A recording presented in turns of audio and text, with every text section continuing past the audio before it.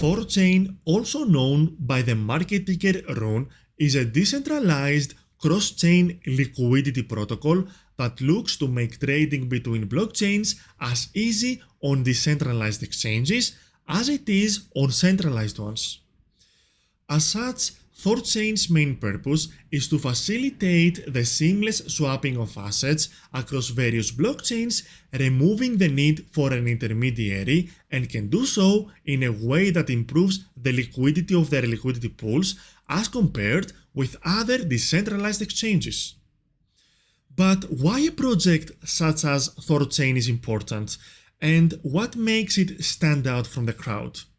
To answer these questions, first I need to explain what Thorchain is, how Thorchain works, and what the tokenomics of the RUN token are.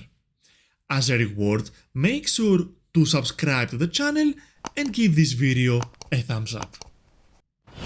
Thorchain was founded in 2018 by a group of anonymous developers, some of which are now known, such as Chad, who serves as the Thorchain technical lead for the network. At its core, Thorchain looks to make it as easy as possible to transfer cryptocurrencies from one blockchain to another. The difference between somewhere like Thorchain and Binance or Coinbase, the two largest centralized exchanges, is that Thorchain requires nothing but an active internet connection and a crypto-compatible wallet to use. The issue with centralized exchanges is they are at the mercy of the countries and governments they belong to. As an example, if a government decides to make cryptocurrency illegal in that country, then the centralized exchanges are forced to comply. On the other hand, decentralized exchanges do not have any leadership structure and are hosted entirely by their users. In essence, without turning off the internet itself, it is very hard to shut down a decentralized exchange. But how does Thorchain work exactly? Thorchain is a proof-of-stake based blockchain that was built using the Cosmos SDK and uses Tendermint to confirm its transactions. Proof-of-stake is a type of consensus mechanism which selects validators and verifiers to confirm their transactions based on how much they have staked to the network. This is typically more scalable and energy efficient than Bitcoin's proof of work.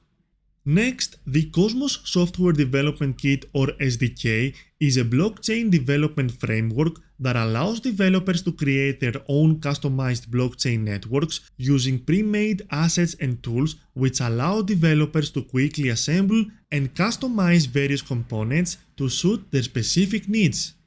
Key to its functionality is Tendermint, which is at the core of its proof-of-stake consensus mechanism and provides a secure and efficient Byzantine fault tolerant to ensure the accuracy of its transactions. The BFT makes it more challenging for bad actors to attack the network through a clever system of allocating nodes, which essentially allows for a third of all participants to act dishonestly while still ensuring a correct answer is produced. Lastly, the Inter-Blockchain Communication Protocol or IBC enables interoperability between different blockchains in the Cosmos ecosystem, creating a decentralized internet of independent blockchains. In short, this framework simplifies blockchain development and offers both flexibility and scalability while maintaining security and compatibility with other blockchain networks. But as I have talked about Proof of Stake and the Cosmos SDK in previous videos, I will leave a few links to those in the description if you would like to learn a little more next. Now that we know what Thorchain is and how it works, let's find out what makes Thorchain unique. Although Thorchain does allow you to trade between blockchains, how it does so is what makes it unique. When you trade BTC for ETH on the Thorchain network, you're actually depositing BTC into their Bitcoin vault. Once the Thorchain Bitcoin vault receives your BTC deposit, it automatically sends ETH from the Ethereum vault to your ETH wallet. These vaults are essentially the wallets that allow for Thorchain's automated trading.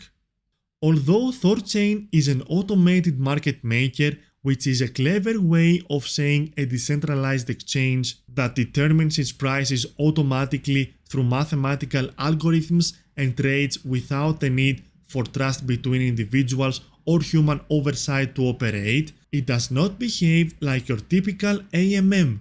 Instead of letting algorithms determine the price, ThorChain lets arbitrage traders keep their prices at the correct levels.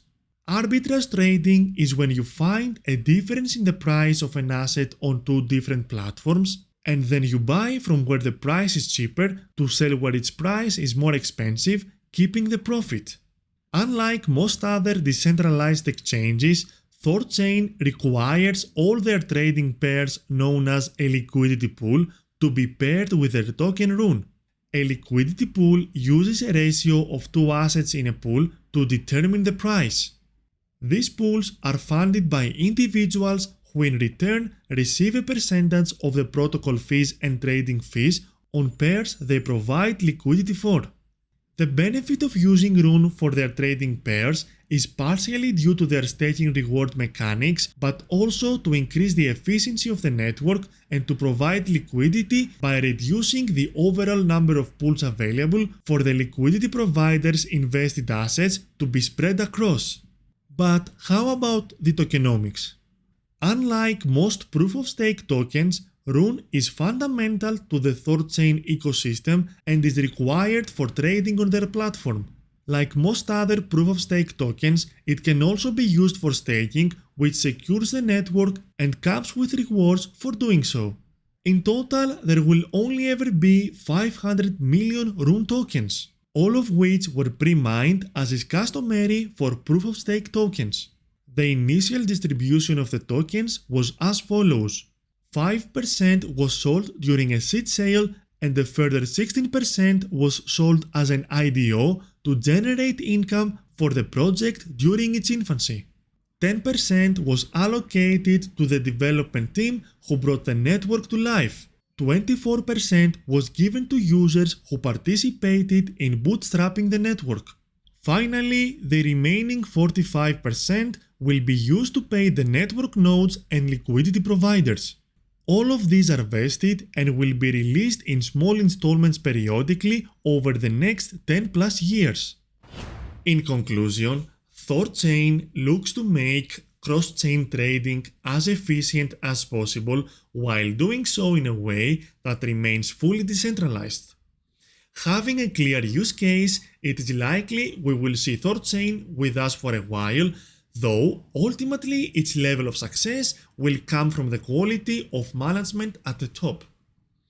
Though, as always, nothing is ever guaranteed in crypto. Thanks for watching. If you liked the video on ThorChain, I am sure you will like the video on Router Protocol too.